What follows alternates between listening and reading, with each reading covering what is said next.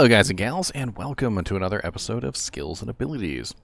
Today we're going to be looking at another Amazon ability. This one is the Amazon ability known as Strafe, and it's the last of the physical abilities that we're going to be looking at. All the rest of the abilities are pretty much elemental. Fire Arrow could technically be considered half physical, but it's still pretty much an elemental ability. Strafe is gotta be one of the coolest abilities in terms of proccing effects. To really understand how Strafe works, you have to understand the fact that it only uses up one arrow. So a lot of people don't know this, but when you fire Strafe, it doesn't matter how many arrows are fired from Strafe. Strafe actually only uses one arrow per use. So as you can see here, I have 500 arrows in my inventory here, my little bow doojank. And I'm going to fire one Strafe, which as you can see clearly shot 10 times, and only one arrow is missing from the pile.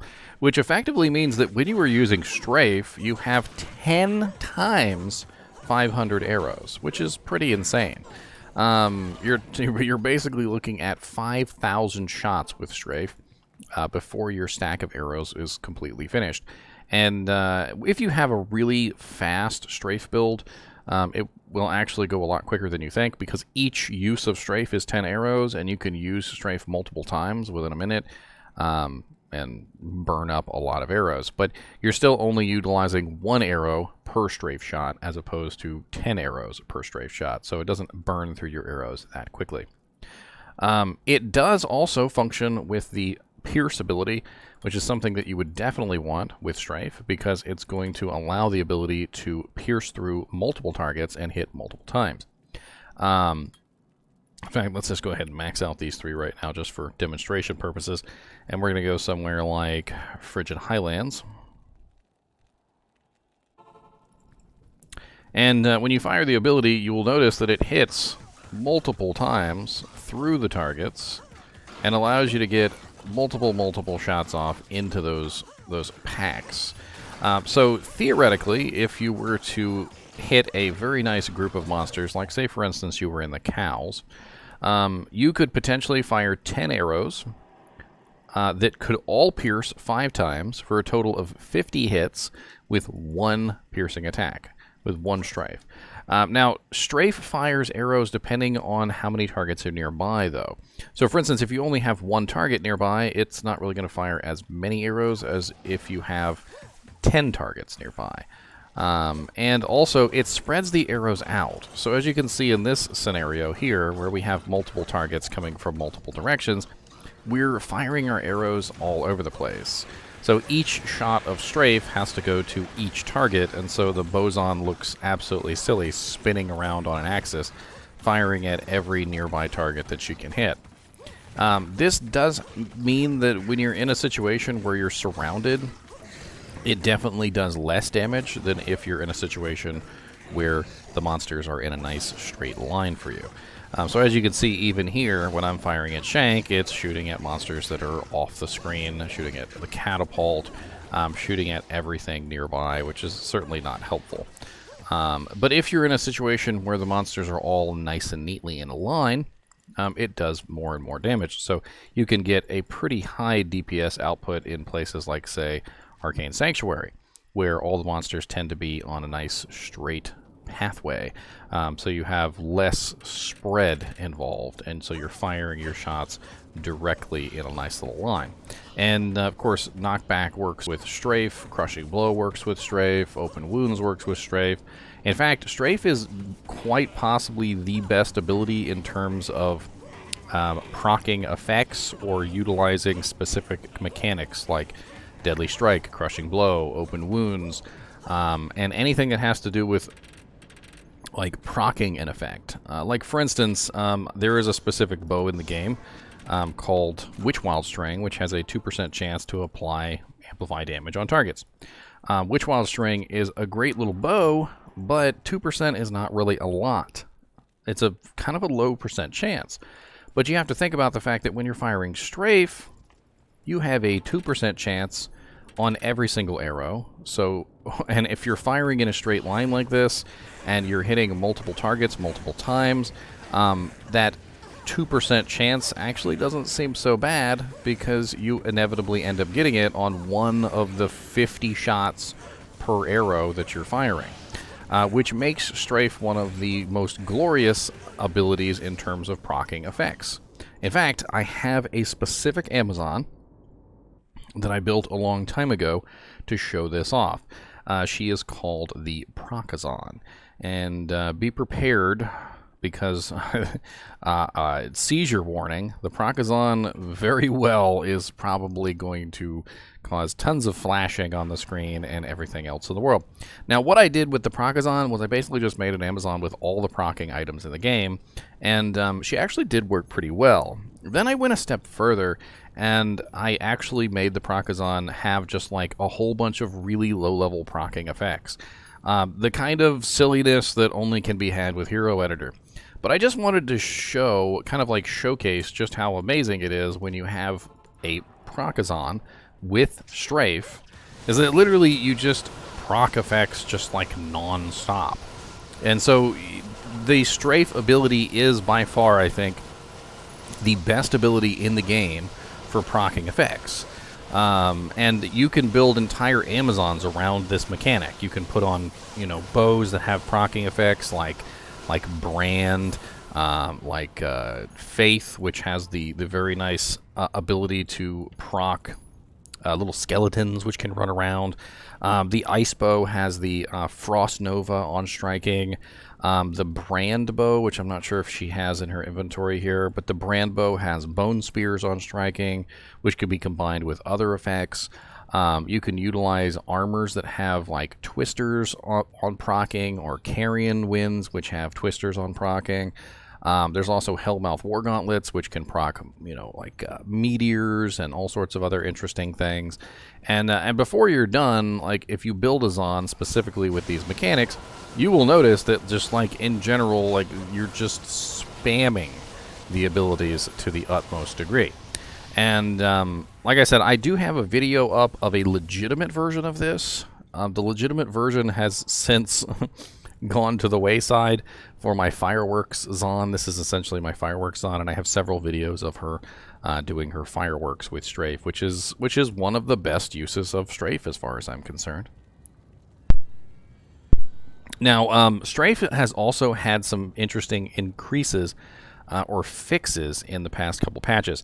So in the previous versions of the game, so 2.3 and back, as well as Diablo 2 Lord of Destruction, Strafe had a weapon penalty, much the same way that Multi-Shot did.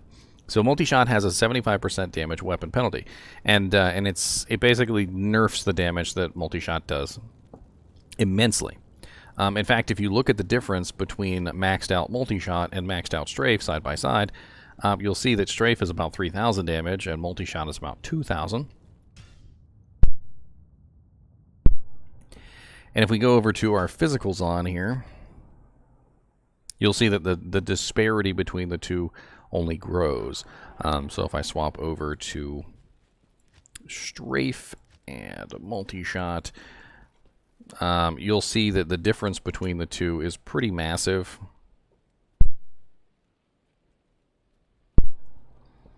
Multi-Shot doesn't get any damage per level, but it does get the guided arrow bonus. So we're still looking at like 4,770 and only 3,038 on the Multi-Shot.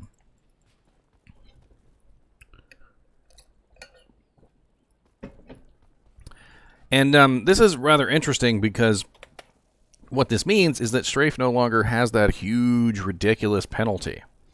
It also now has a nice synergy bonus as well. So it gets 5% damage from Multi-Shot and 10% damage from Guided Arrow, which it did not before.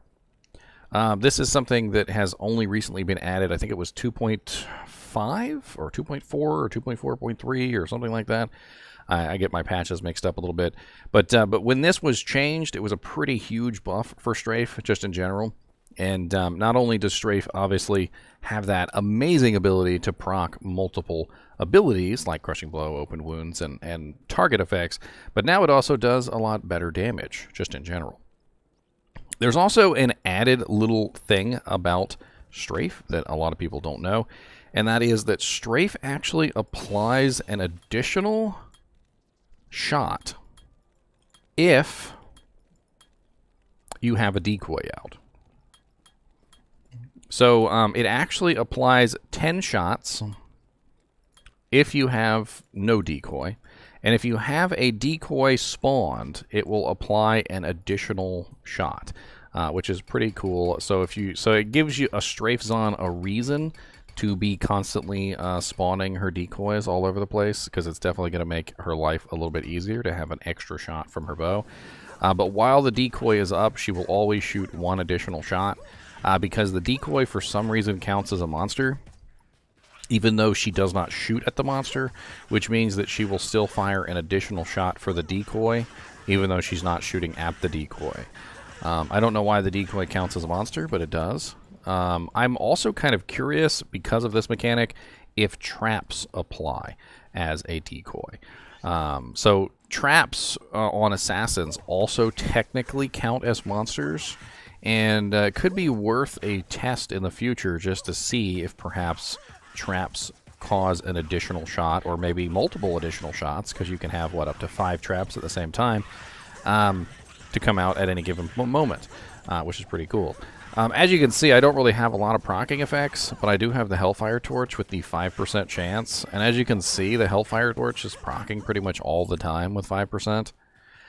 Even the Witchwild String with only 2% chance, you'll still see proc on a regular basis, which is actually pretty impressive. And also things like Atmos Scarab. I mean, there's tons of proccing items throughout the game, which can definitely come in handy. Now, this is Players 8, by the way. I always want to make sure that I say that, because a lot of people will see the speed at which I'm killing monsters and kind of like infer that the ability sucks or something. But on P8, most abilities tend to slow down, and Strafe is not, like, you know, an exclusion to that rule, or an exception to that rule. It's something that's going to happen. If I change this to P1, for instance, and we were to go and kill some monsters real quick, you will see a pretty massive difference between Strafe's potential in P1 versus P8.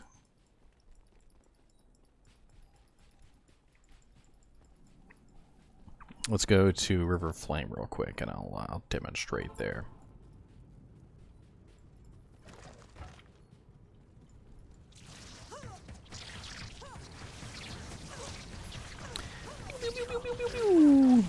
Hey, my amplify damage. Of course, this is with Witchwild String. Let me pull out the Wind Force, which is much higher damage, by the way.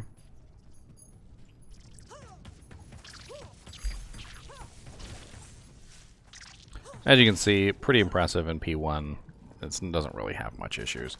In fact, this particular build is a high CB build, which would obviously do better just in general with higher player count, because Crushing Blow tends to work better in higher player count. But if I were to be a much more high DPS build, which is a different build entirely, using things like Fortitude and not the Giant Skull, it would definitely be a much different story. P1 would just melt away, but P8 wouldn't melt as fast, because without the Crushing Blow and Open Wounds, I'm doing a lot less damage in P8.